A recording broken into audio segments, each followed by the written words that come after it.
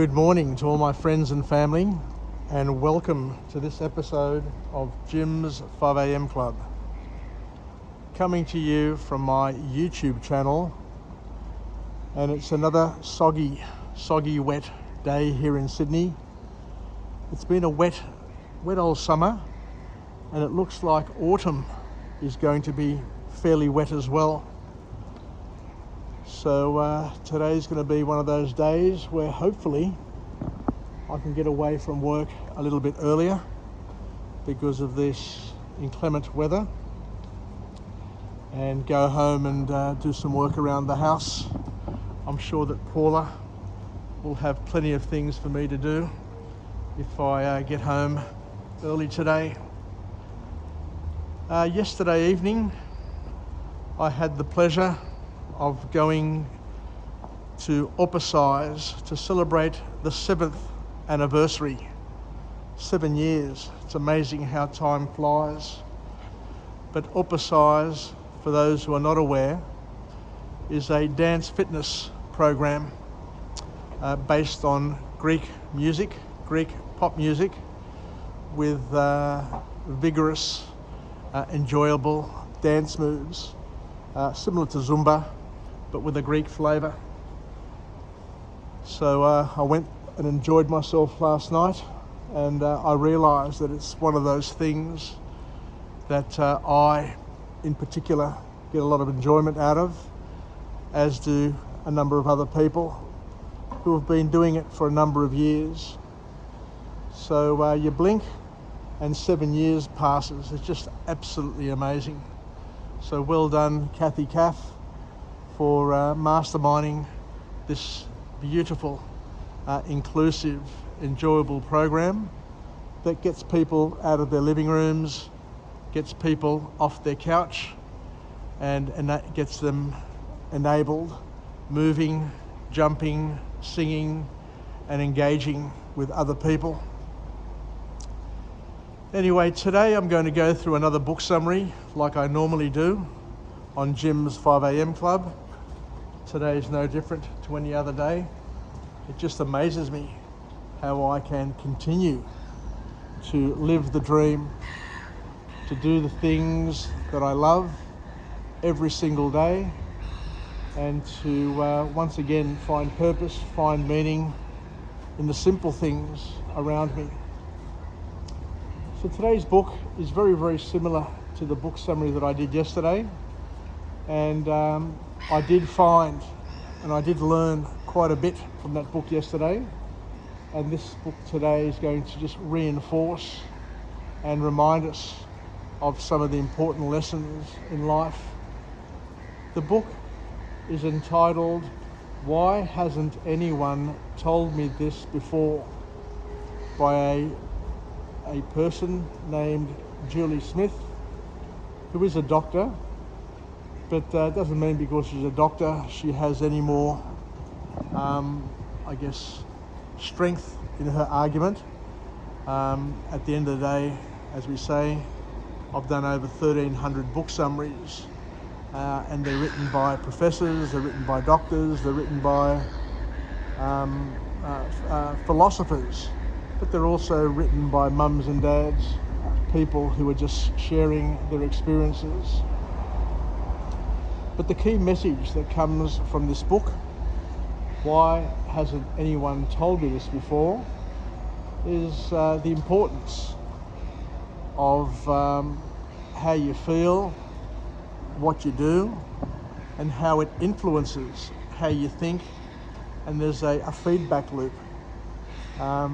As I said yesterday, over time, many people, including philosophers, have told us that we are what we think, we are what we focus on. But modern science also informs us and reminds us that you can influence the way you feel by the things that you choose to do. You can influence the chemicals, you can influence the hormones that are secreted into your body, and also limit the hormones that are secreted by the things that you do. So this author here basically kicks off with the notion that the way you think influences the way you feel, and the way you feel also influences the way you think. So there's a double whammy there. It works in both directions. So there's more than one way to skin a cat. There's more than one way to achieve an outcome.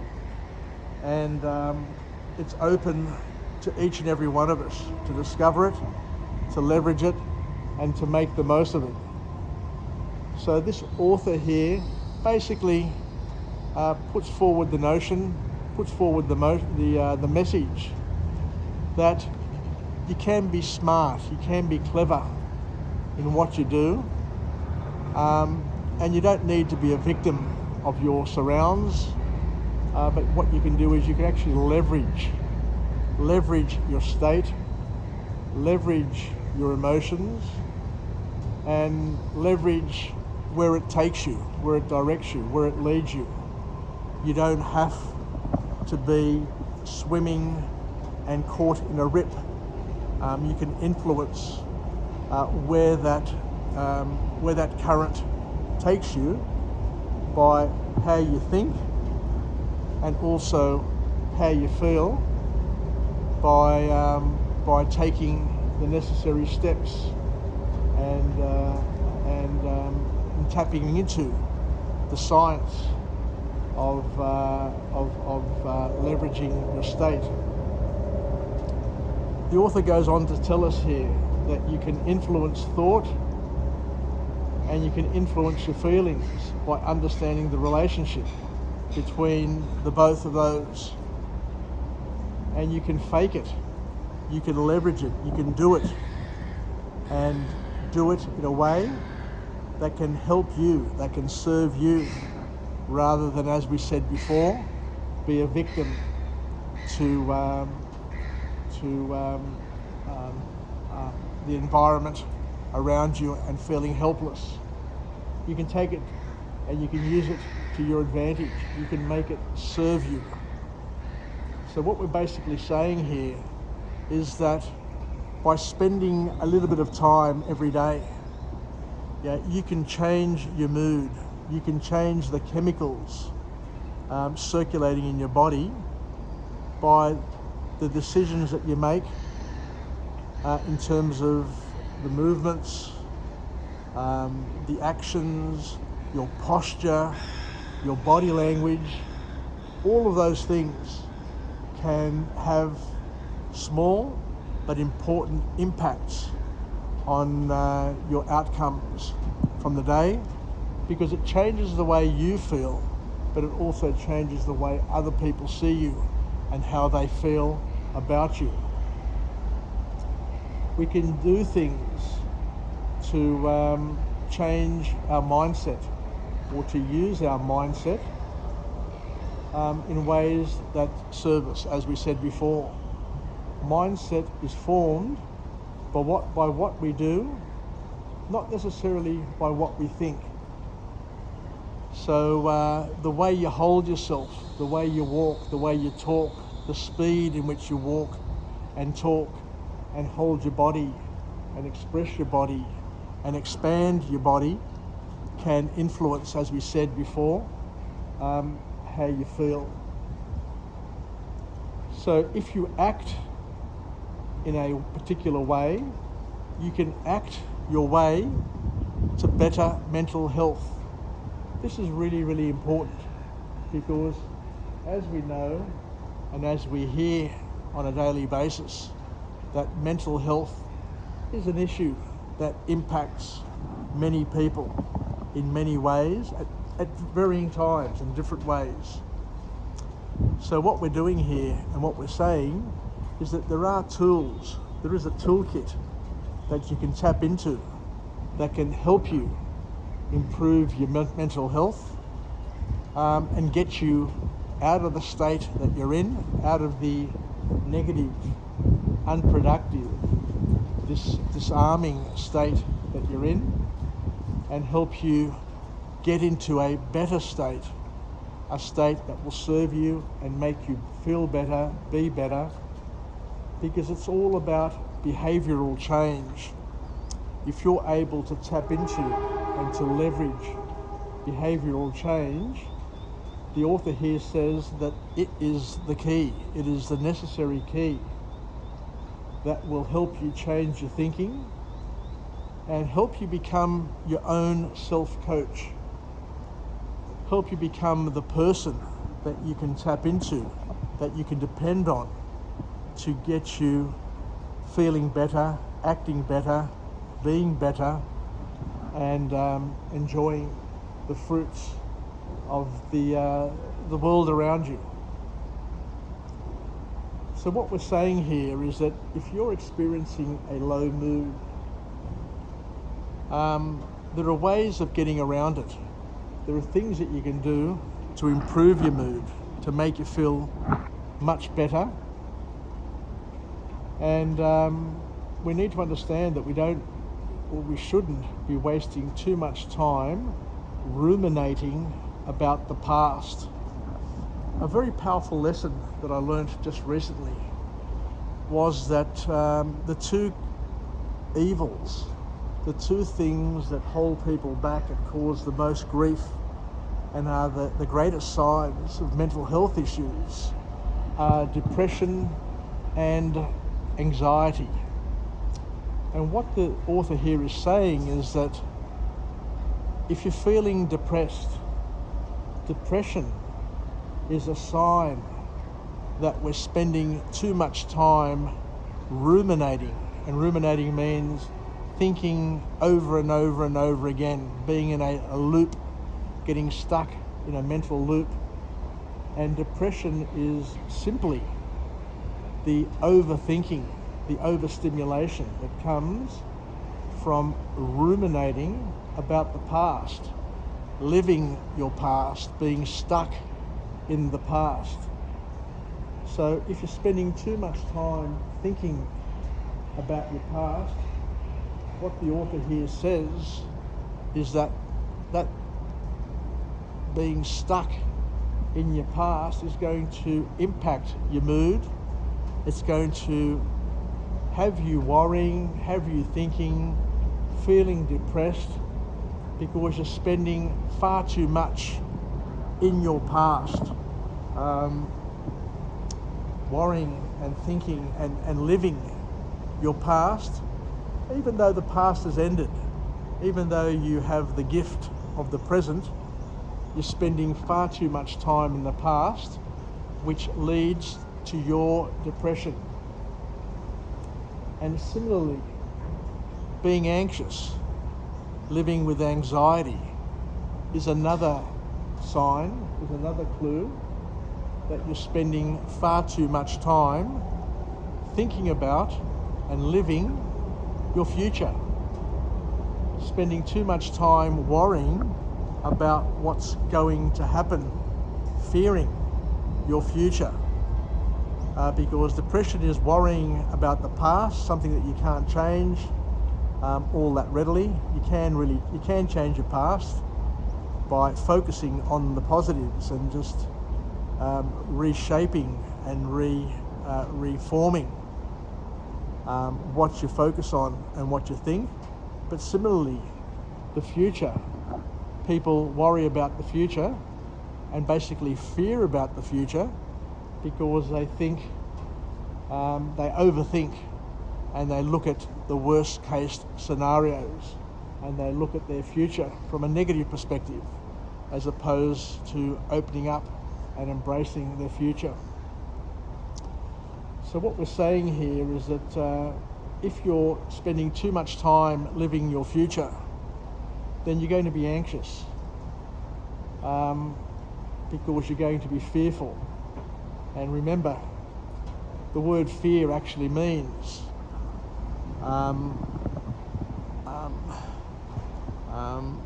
a future that doesn't appear to be real. Sorry, I'll get it out.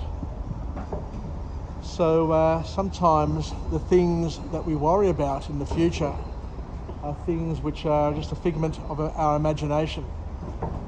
and it appears real, but it actually isn't real.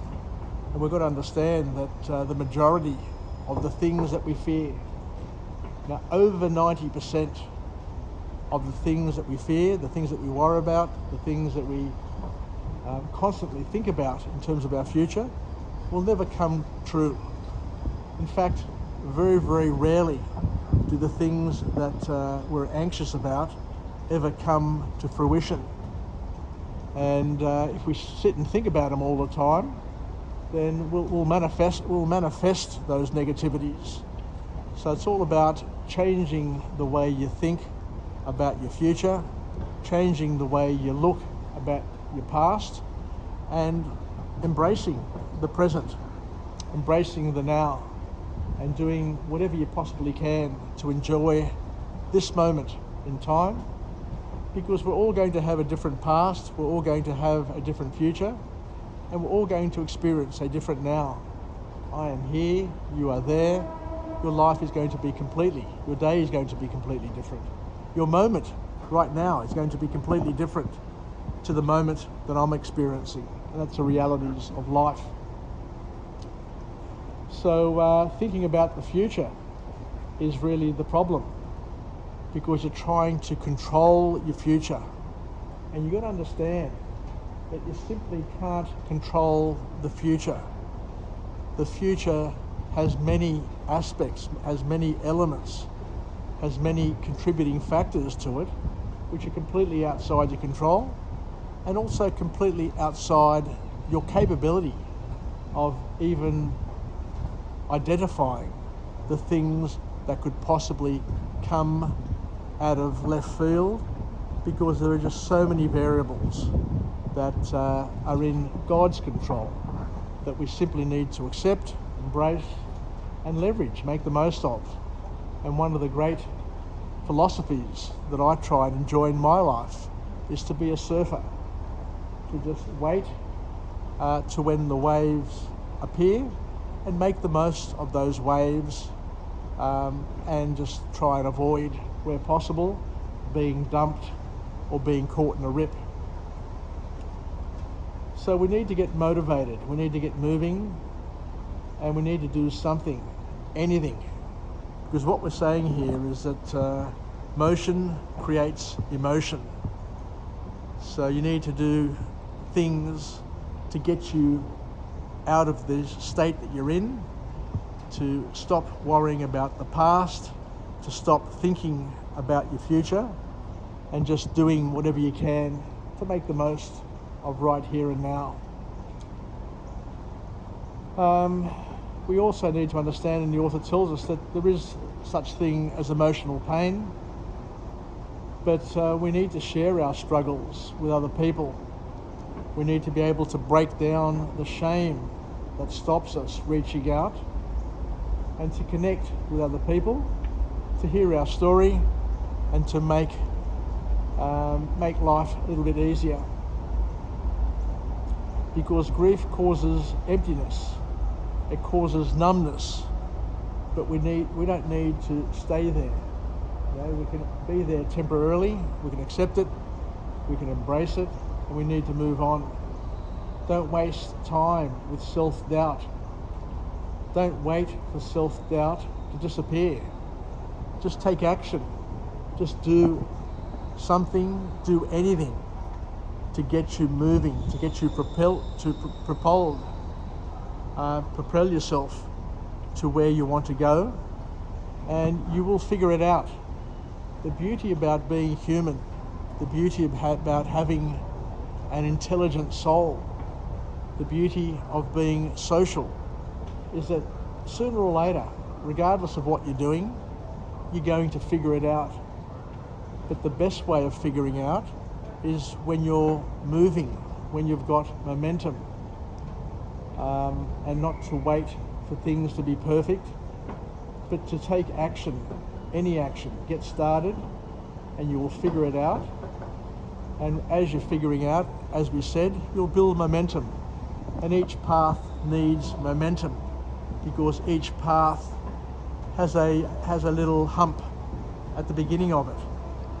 And that hump needs momentum, needs your momentum to be able to get over that little hump. And once you get further and further down the path, more and more opportunity, more and more fruit will appear, and you'll be able to make the most of each path, each window, and each challenge, because you'll be able to get over it, under it, through it, but you need momentum to be able to achieve that. So the key message here is don't worry, don't have self-doubt, just do it, have faith, and you will be able to figure it out along the way. You need to confront your fears, take action, use it, because as we said, the fear that you experience, the fear that you worry about, isn't all that real. And basically, back yourself, trust yourself, and have a crack. The author here also reminds us, and this is a powerful thing, there's a thing called the gambler's fallacy. And a lot of people are held back by their own fears. They're held back by fears that are not of their making. There are fears that they inherit from other people, from their families, from their friends, from their siblings, from their work peers. But the author here reminds us there's a thing called a gambler's fallacy. And the gambler's fallacy basically is a realization that the past doesn't equal the future. Your parents' past, your partner's past, your friend's past, your community's past doesn't necessarily equal the future. Just because it's happened before to somebody doesn't mean that it will happen to them again and again. Doesn't mean it will happen to you.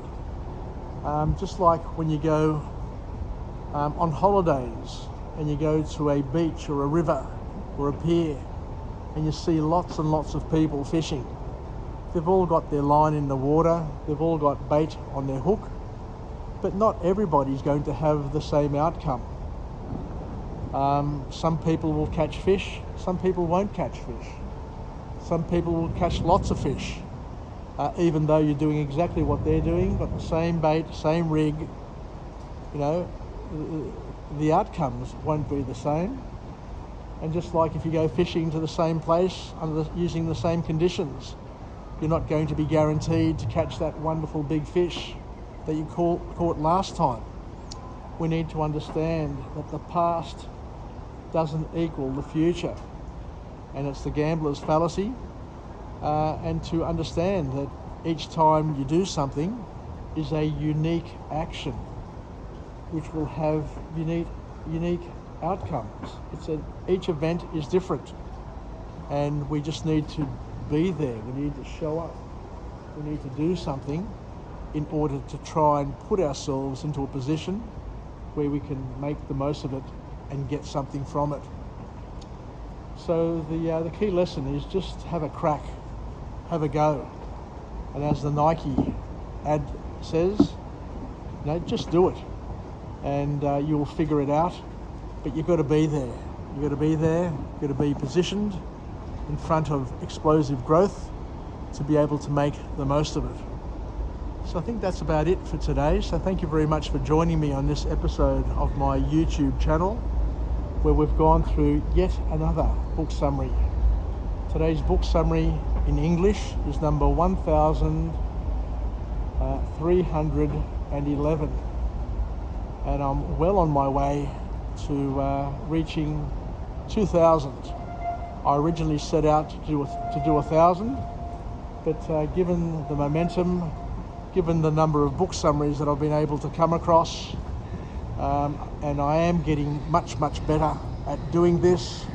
I'm getting much more comfortable at doing it, so I will continue doing it for as long and as often as I can, as this is one of my purposes. This is something that gives me fulfillment, and it's going to be my legacy that I'm going to be able to hand on to my children, to my family, to my friends, and to anybody who wants to live, learn, and pass it on. Anybody who wants to make the most and leverage OPE, other people's experiences. I encourage you to live a life of learning, because as we know, learning is the gift of attaching the unknown to the known. So just like I get up every morning and don't really know where this day is going to lead me, one thing that I do, and I've promised myself, is to try and learn something different. Not try and learn something new every single day, and to try and teach something new in terms of what I've learnt, in order to reinforce it, to pass it on, so that the benefit is a ripple effect. I'm able to use it myself and to create some ripples so that other people can benefit from it. Other people can use it. Other people can leverage it and gain from it. So have a happy Tuesday to all my friends and family. Tonight I'm going to catch up with a few of my university friends and reminisce, people who I haven't seen for a number of years. It's just sad that you come to a stage in your life and that you realise that people that you spent many, many hours with, many days, many holidays, many special moments with, that you lose touch, you disconnect with them for decades. 10 or 20 years can pass, and then you realise that shit, I spent so much time with these people. These people had a huge influence in my life, and I haven't seen them for years. So I encourage everybody to continue making an effort to connect, to make the most of their friendships, and to leverage those wonderful times, and to not let them go. So take care, everybody. Yassas. I'm heading off to work now, and thank you for the opportunity of allowing me to vicariously share this moment with you, where we can be part of each other's lives and live, learn, and experience something new on a daily basis. Take care. I hope it's not too wet throughout the day, and we have a wonderful, wonderful Tuesday. Yassas, and bye for now.